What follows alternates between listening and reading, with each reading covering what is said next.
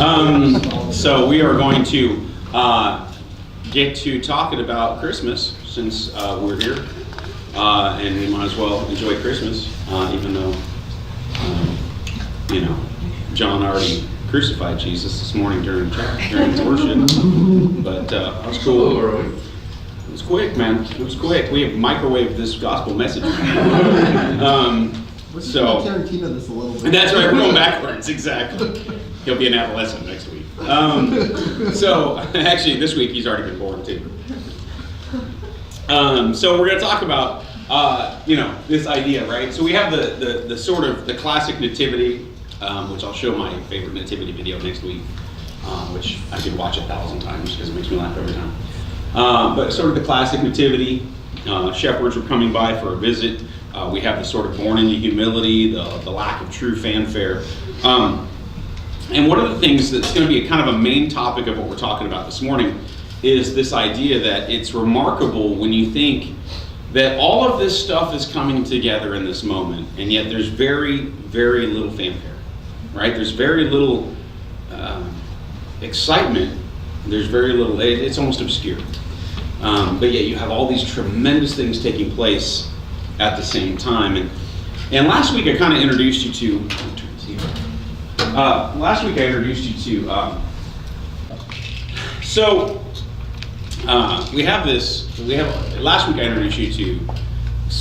the wise men and their view of who Jesus was, and they were coming to see this king. And so this week I want to kind of continue to talk about that group, because I think really where we're at, both as a church and sort of our process, there's a lot we can really learn from this group of fellas. So they're coming along and they're saying, hey, one of the great things about these guys, so they come walking in to town, right? And they've been following this star, and they decide to pay homage. So first of all, they're following a star, which in itself is kind of mystic, right? So they're walking along and they're following the star, and we don't know how long they've been following. Our assumption is, depending on which your favorite carol is, they're either from the Orient, right, or they're from some other place close by, or they're from obviously another culture. So they're following this star across deserts and mountains and valleys. Throw that in too, I guess. So they're walking along and they're following the star, and they're looking and they're looking and looking. And then they come strolling into town, and they just start asking people where he is. They don't. To them, this makes sense. Where this king is, this person who the star represents, that came to him in a vision. They just come walking out of town and they're like, "Hey, have you seen? Where's the king? Which one? Oh, the one that the star represents. Where's the king? Where's the where's this child that we've come to pay homage to?" And it's interesting that they assume everybody else would care too. So you have all these people standing there with this star overhead that makes no sense, right? Because we've seen it; it's huge, right? It looks just like that, right? So we have this, right? We have this huge star with this long tail, right? That's up, right? That looks a lot like a cross, which in and of itself is foreshadowing. And they're looking up and they're going, "What king are you talking about? That one? The one who's under the star. Where's this king at?" And you have this whole culture of people going, "What?" So you have these guys who've made this journey. I don't know. Let's go conservative. Let's say 500 miles. So these guys have made this 500-mile journey, and they're coming through, and then they sort of show up, and they expect there to be this attitude of excitement, I guess. This attitude of energy and enthusiasm. Because look up. Look at that huge star. You know what that means, right? It means the king is here. It means that the king of the Jews has been born, in terms of how the wise men saw it. But they're looking up and they're going, where's that at? And there's this crowd of people who are just going, because no one's looking for it. right? Their questions do not lead to suddenly the great race, right? Who can find Jesus? Go, right? It doesn't lead to, the Bible saying, well, the questions of the wise men stirred the hearts of the people, and all of Israel began looking for the Messiah. It just says people are like, dude, there's these guys in town who think that star is weird, and they've been following it, kooks, right? They're looking for our Messiah, and everybody's like, okay, that's a little crazy. But anyway, so one of those things is that there's sort of this assumption, right? And I think one of the greatest assumptions in life is when we believe in mutual vision, right? And we believe in mutual concern. Have you ever had somebody who walks up to you who just decides what you are politically and starts talking to you? You ever had one of those folks? Oh yeah. Right? And you're just like, That's not me. right? I've had so many people just assume that like I'm something, whatever it might be. Not okay. 99% of the time, it's raging right-wing conservative, and they start talking to me, and they're like, well, you know about them Democrats, I'm like, what am I wearing? Do I have a plaid?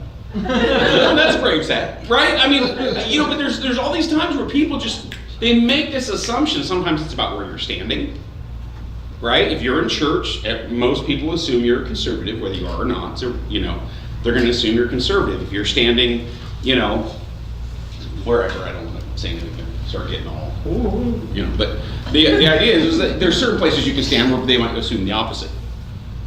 Okay, so these wise men come into town, and they're looking around, and they see giant star. They see the nation of Israel. They see people kind of going to and fro. They know Israel is a religious, it's basically a theocracy. At this point, obviously, it's under the control of Rome, but it's basically a religious-run country. So you would assume that everybody there is mystic, at least to a certain degree, even if you're from a mystic society. You would come in and assume these are people who are constantly looking up, constantly looking for signs. I mean, my gosh, look at their history, right? Their history is all about signs and wonders and miracles and all these things. So you assume you'd walk in and find a group of people that are always looking for signs and wonders and miracles. And so here come the wise men, and they're like, hey, who's that? We're here to see the king who's under that star. And I think it probably had to be a little disheartening when they walked in and went, and everybody just looked at them like, okay, weirdos, right? I don't know what you're talking about. And I think one of the most dangerous assumptions we make in life is when we sort of assume that everybody has the same values, right? Has the same vision. But it happens all the time. I know I run into it all the time. People make assumptions about your parenting style. People make assumptions about your whatever, your views, and they just sort of assume and they talk to you like that. And I think that's what's happening here is you have this group of people.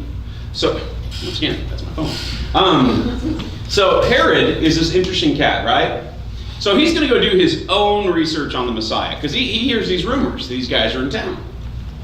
So one of the things that's really interesting is Herod was a Jew. He was appointed by Rome because of some, familial friendships and whatnot. But Herod the Great was raised a Jew. And what is the first thing he does? He gathers all of his religious people and goes, hey, where's the Messiah supposed to be born? Who in the world in Jewish society didn't know that? I mean, we're not talking about a massive nation here, folks. Right? We're talking about, smaller than Montana. And he's looking around and he goes, hey, quickly.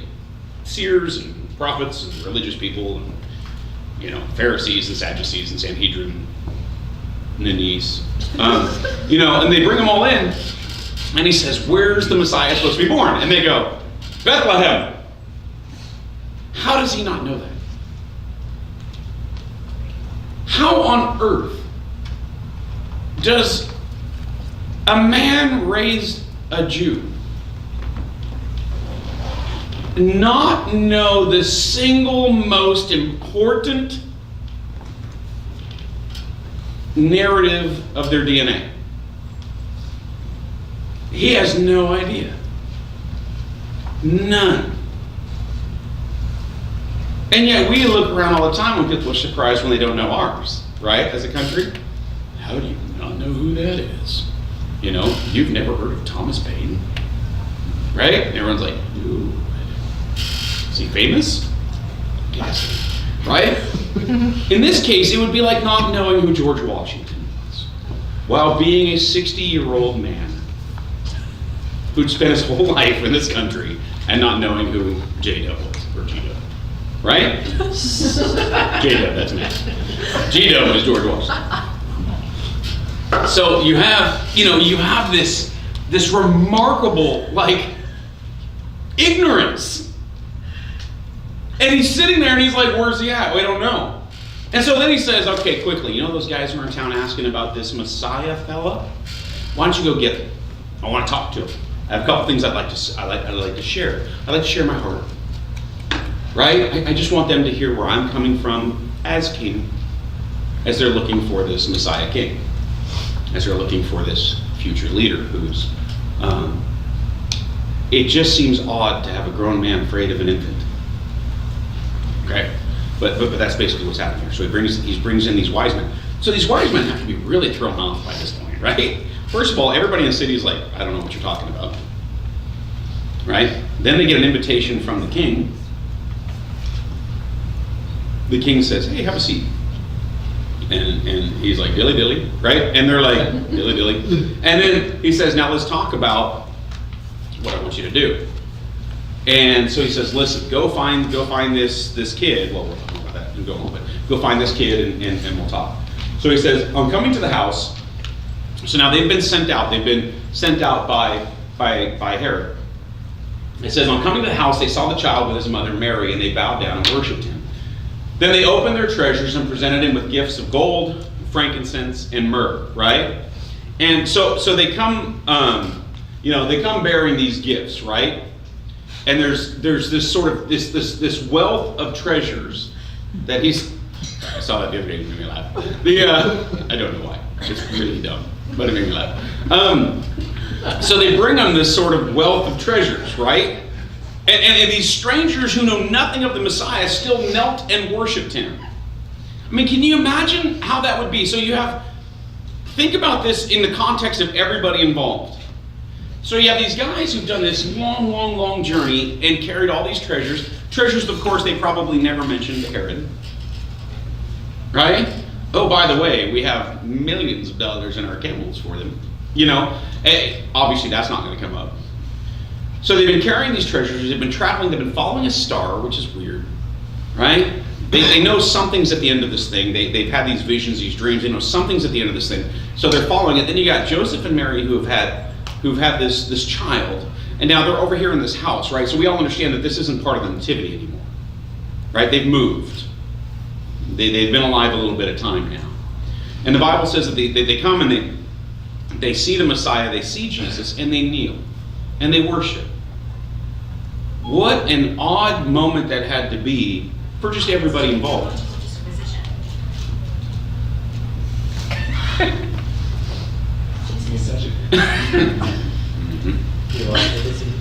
That's right. It's all. In our house we have Alexa. And every time you talk about Alexa, you forget that you say Alexa. So you're like, hey, so we should ask Alexa, and it's all, what can I help you with? Nothing right now. We're talking about what we want you to do. It's creepy weird. And then every now and then it just yells out stuff. So, cannot connect. Jesus, what? I'm sorry, Alexa. Anyway, been down that road. But I'm sure she's not spying on me. Okay, so we have these strangers who know nothing, but yeah, here they are, they're kneeling, right? And then it says, and having been warned in a dream. Okay, keep in mind, first of all, these are star followers. And now they're warned in a dream not to go back to Herod, okay? They return to their country by another route. So now you look at these guys, right? Stars, dreams, journeys, historical anonymity, right? All pretty amazing things. Because they're historically anonymous. We don't know where they came from or where they went back to. We know they came from a country. We know that there was a few of them. We know they brought 3 different kinds of gifts, which is often why we label 3 kings, right? Even though there's no, the mention of 3 kings is never mentioned. So they bring 3 gifts. They come, they visit. They kind of go through this whole thing with Herod, and then they're warned in a dream. So think about the journey these guys are on. So they journey across the desert, through the mountains. They journey through the forest. They journey through the farmlands and the cities. All this way, following a star. They give a lot of valuable possessions to a baby. They kneel and worship it. They say, "This is so great. We're glad we were here." And then they're warned in a dream. Those are all very non-standard things. Those are all way outside the box, odd, weird ways to find direction, weird ways to be warned. I mean, can you imagine, waking up in the morning that, and you got that group of leaders, and they're like, "Hey, did you have the same? Did you? Okay, so let's go back the other way." We're going to read in just a second the difference, but so you have all of this mystery behind how they see things and the decisions that they make. But yet, in spite of all of it, they brought something very valuable, right? They brought the resources that Joseph and Mary would need. They brought the things that they would need. And so you have first half of the story with the wise men is about this. Stars and dreams and journeys and all of this incredible stuff. But then the second half is starkly different. Often read as way to go, but can often be read as very different too. It says, "When they had gone, an angel of the Lord appeared to Joseph in a dream." Here we go, right? Another dream, another angel appearing. At this point, Joseph must have been just like, okay. It'd be easier if you just wrote it all down. There's a lot going on here. You're constantly appearing. It says, "Appeared to Joseph in a dream." It says, "Get up and take the child and his mother to escape to Egypt. Stay there till I tell you, for Herod is going to search for the child to kill him." Okay, so at this point we have a reality check, right? The pomp and circumstance has ended. Right? All the exciting stuff has ended. Now it's like, okay, now it's serious. You've had shepherds visit, right? You've had sheep and stars and mangers and innkeepers and all these amazing things, and you've had all this money just dumped on you. Okay, now it's serious. Now you got to go. And now you got to run. And now you got to flee to a foreign country. So basically all of that is sort of the time for their new reality and their new life is beginning. A lot of times, we tend to see things. I know, at least I do, when I read the Bible, a lot of times I forget, that there's so many months and years and days in between the events discussed. At this point, their new beginning starts. And it's really interesting because we don't know a whole lot about the next, 29 years. We have a couple of stories, a couple of snapshots in and out throughout the story of Jesus, but we don't know a whole lot about what takes place. Because basically this is when the new stuff started. But we do have one of the most interesting sort of dichotomies is the next verse where it says, "So he got up, took the child and mother during the night and left for Egypt, where he stayed until the death of Herod." Okay, so this is sort of a completion. And then the Bible jumps back to, okay, here's what happened after they left. Okay? And so was fulfilled what the Lord said through the prophet, "Out of Egypt I called my son." Once again, we have this incredible... How did Herod not know this? You know what I'm saying? I mean, when you think about the stories, Herod paid people to keep him informed. And he didn't know. He had no idea that all this was the story. How did he not know? We have all these prophecies being fulfilled before their eyes. All these tremendous things being done right before their eyes. In a country that small, I guarantee the shepherds had to talk. Right? I guarantee that story must have permeated all of the shepherd hangouts. Right? Like shepherd bars and, shepherd restaurants.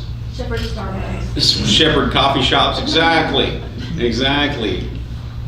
Trying to think of some way to make a wool joke, but that's coming up. But there's they had to talk, right?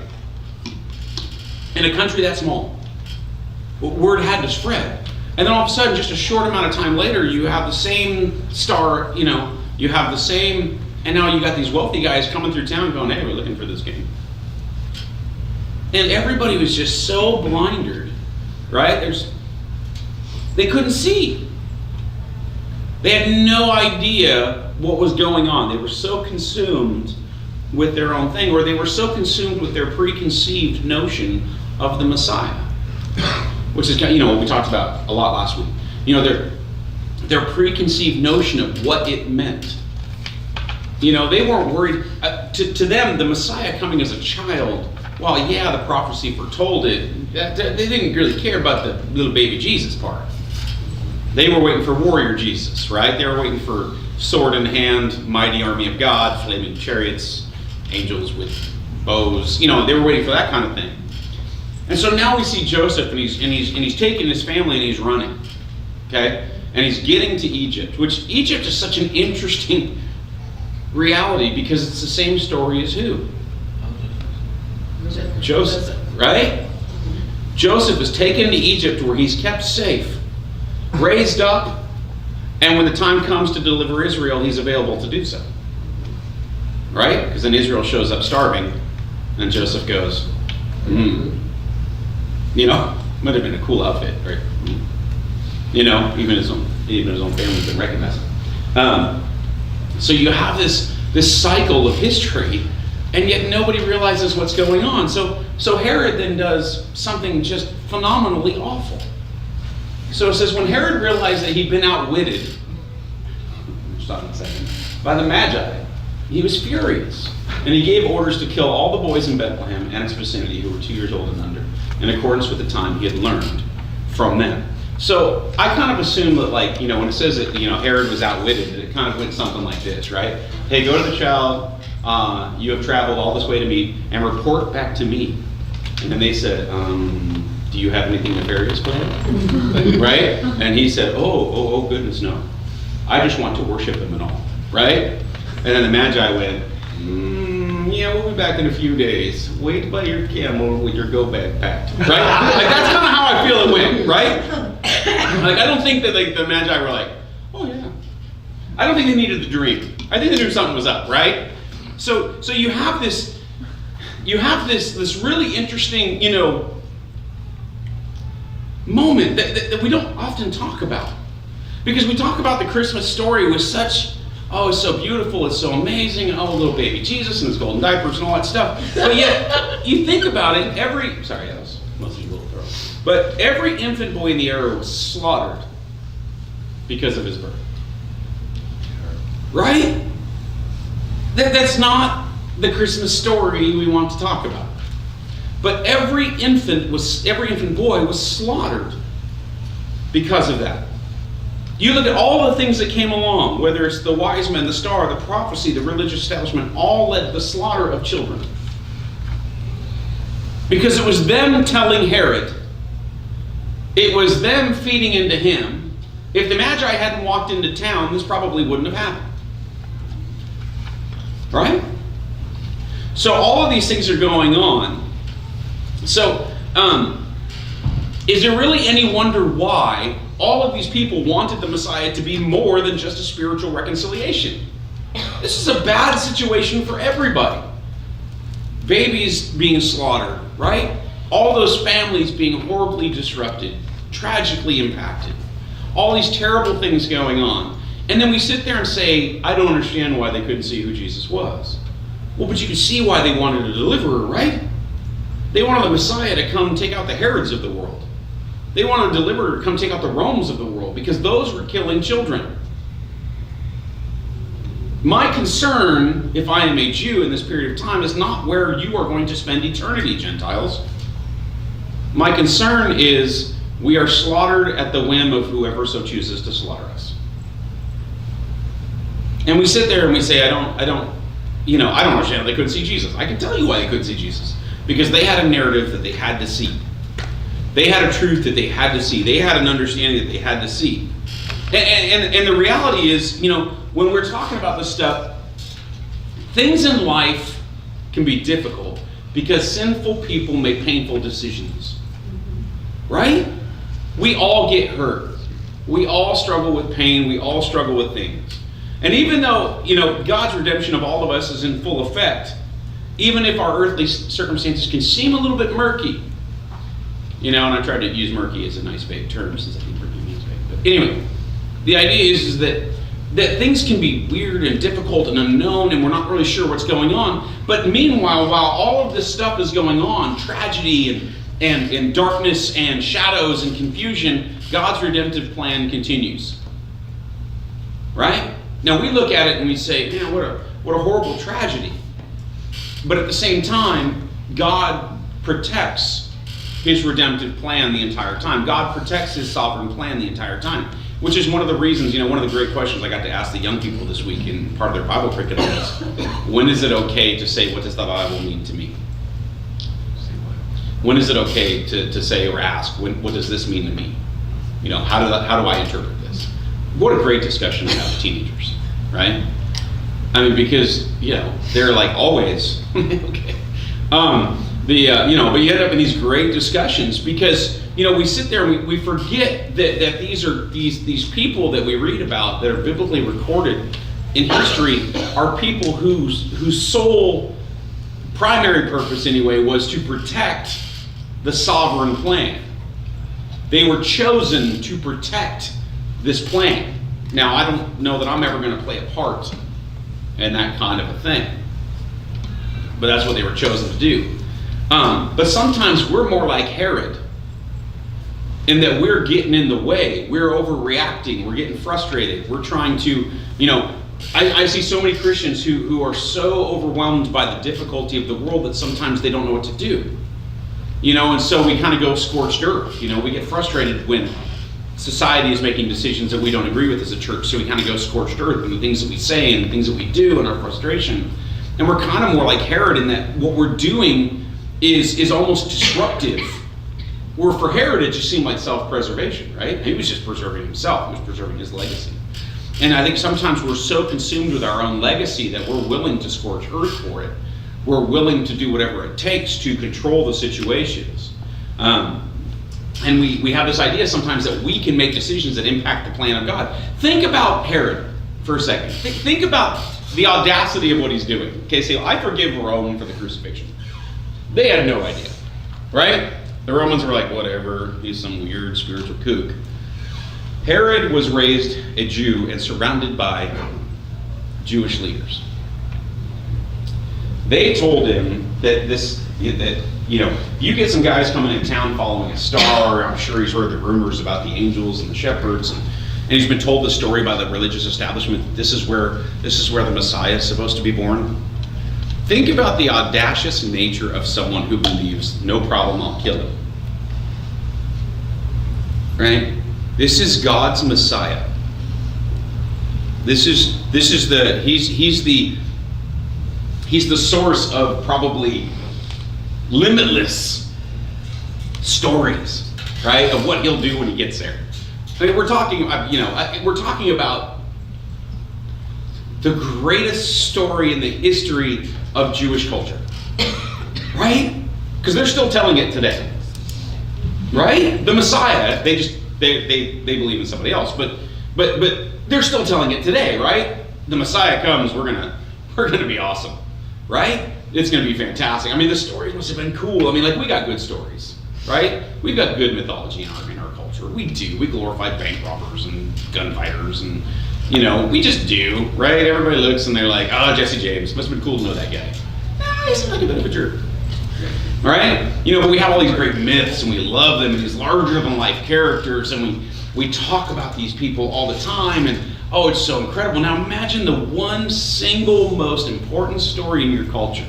And all of the people come to you and they go, well, he's supposed to be born in Jerusalem, or born in Bethlehem, and really a lot of what seems to have happened. And so you go, okay, we're going to need to kill him. How do you think that's going to go down? You're not going to be able to kill him. He's God's Messiah. No offense to Herod, I'm sure he's a good dude and all, pretty powerful and whatnot, but you're not going to be able to kill God's Messiah. It's not like Herod's going to be able to claim, well, the Messiah came, but don't worry, everyone, I got him. I don't think you did. Right? Remember that scene in The Mummy where he's like, "Don't worry, I got him," and he's like, "I don't know. That's not how it works, right? You can't kill him with a bullet." No, I got him. You know, and then he appears a minute later. Maybe we can get him, right? I think a lot of it is kind of like that. You know, I mean, it's like I don't understand what Herod's thinking, but yet a lot of times we make decisions and we do things. You know, we make all these decisions that really do impact those around us. But the redemptive plan, no matter what we do, is not going to be impacted. You know, and I think a lot of times we feel this stress about what to do and what not to do, and we think, okay, God, what do you want me to do, and where do you want me to go, and should I move right or left, or should I do a backflip or a front flip, or, you know, whatever, you know, should I go to Indonesia or should I go to Indiana? You know, I mean, it's we have all these things that sort of overwhelm us, and God's like, hey, you can't impact my redemptive plan. You can't change it. You can help lead people to Christ. You can help usher people into eternity in heaven. You can share the word. You can evangelize, but you can do that anywhere. And you can't go scorched earth on God's redemptive plan. Herod tried it. And you think about all of those families. God's plan was so important, yet think of the collateral damage that doing it that way caused because of sinful human beings. And I think sometimes we step back and we go, how do I know if I'm doing the right thing? Well, clearly if I'm doing the right thing, everything will be splendid. Except that God did the right thing, and hundreds of thousands of babies died. Now, I hope that none of you are ever responsible for that kind of a decision. But the reality is, God did the exact right thing in the exact right moment that He planned. I mean, we've all made plans, right? Anybody plan something that takes some significant time to plan? Right? I do it all the time. You know, I slowly planned what I wanted my backyard to look like for just a little over 7 years, and then finally got around to it, right? And then failed it, right? But you know, it was because I was so careful with that. You know, right now I'm in the process of planning a fitness program. So, yeah, so I'm just about where I'm thinking about dialing it in, right? So, you know, just gonna, because planning's important. Don't want to pull a hammer. And so, you know, just it's very important. But it's like, so you go through all these things, and it's like, but none of us planned anything for a couple thousand years. God planned this moment for a couple thousand years, right? He was telling people about it, right? Hey, check this out, great story. And everyone's like, oh, that's going to be amazing. And then it happens and thousands of babies get killed. You know, and I think sometimes when we look at the decisions we make and the things we do, you know, we try to measure our decision making by the damage done. If there's damage done, it was a bad move. If everything's hunky-dory, it was a good move, right? I mean, I'm not the only one who thinks that, right? I think that all the time. I'm not always saying that it's sort of the road of least resistance is right or wrong. Sometimes the road of least resistance is right. That confuses people even more, right? Sometimes the easy thing is the right thing. That's when it really messes up the old adages, right? But one of my favorite, you know, things, you know, Lisa and I were talking about this, all this political fallout in our country right now, right? It seems like every politician is a dirtbag, and I would not have guessed that. And I'm as shocked as the next person now. What's next? Hollywood going to be messed up? Anyway, as long as we can always trust that our musicians are not messed up people, we'll be fine. And so don't ruin it. But I was reading Reverend Franken's resignation, and it was interesting to me when he said that it saddens me that I'm resigning, but that someone who did so many horrible things is still in the White House. And Lisa and I were talking about this last night, and I said, I don't understand when we became that society, you know. And she said, what do you mean? And I said, it's when we became the society that became consumed with but what about them? You know, and this idea that somehow, like I would ever teach Marcus, do the right thing if your friends are. But if your friends are being awful, there's some wiggle room there. I would never teach my kid that. But we live in a society now where that's called class, depending on what your political narrative is. Where it's become, yeah, well, you know, it's just a bummer that I'm going down for being a sexual predator, when really he's a far worse sexual predator. It's like, are there degrees of sexual predatoriness? Right? Apparently there is. I didn't know that. I've learned a lot this year. But we live in a society where it's become, well, what about? And I think a lot of times, you know, in church, you know, as Christians, we make decisions all the time on the what about. You know, the what about.